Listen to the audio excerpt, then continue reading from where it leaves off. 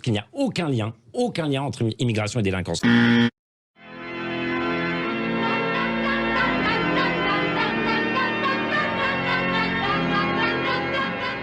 C'est-à-dire, il y a des gens, ils vont très loin dans le projet libertarien, quoi. C'est-à-dire, il y a des Français de souche qui ont certaines pratiques LGBTQXYZ. C'est des jeunes personnes qui viennent pour s'amuser. Il y a des cas en France de mecs qui ont un sida qui est résistant à la trithérapie. Alors vous allez me dire, mais ces gens sont isolés, je veux dire, on les met quelque part afin qu'ils ne nuisent pas aux autres. Non! En fait, l'article est terrifiant. Que disent les médecins spécialistes? Oui, nous sommes modérément inquiets car ces personnes ont compris l'intérêt public de prendre certaines précautions. Ah ouais, donc on les relâche, quoi. Ça va.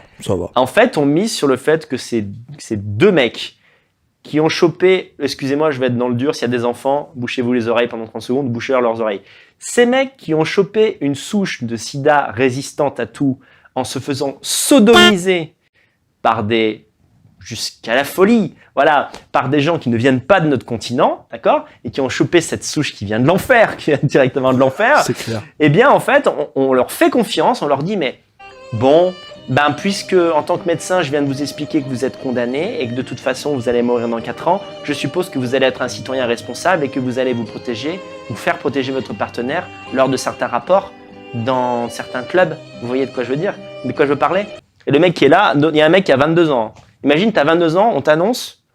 Alors, je sais même pas si ils lui font bien comprendre parce que c'est, tu sais, on t'annonce rien, on te dit rien clairement, quoi. C'est, oui, là, ça va être difficile, les traitements par rapport à l'immunodéficience, ça va pas fonctionner sur vous. On va tenter certaines stratégies, d'abord thérapeutiques, ensuite palliatives, etc., etc. En fait, à la fin, tu vois, mais je vais crever, en fait. C'est ça que tu veux me dire. Voilà, mais on n'emploie pas le mot crever depuis quelque temps. On s'est rendu compte que ça blessait vachement les patients de savoir qu'ils allaient crever. Ah, d'accord. Donc en fait, mon seul plaisir, c'était de me faire enculer jusqu'à ce que ma rondelle n'ait plus aucun sens, d'accord? Je ne fais pas de la pornographie. Je ne fais pas de performance pornographique. J'en ai jamais fait. Et tu es en train de me dire que dans les 3-4 ans qui me restent, la seule chose que je peux faire, c'est diminuer mon plaisir anal afin de ne pas contaminer d'autres gens. Je vois de la paix, je vois de l'amour. Ouais, je vais le faire. Promis. Promis, je vais le faire. J'ai toutes les raisons de le faire. Je suis un être extrêmement moral. Vous allez voir. Je vais bien me protéger. Vous allez voir.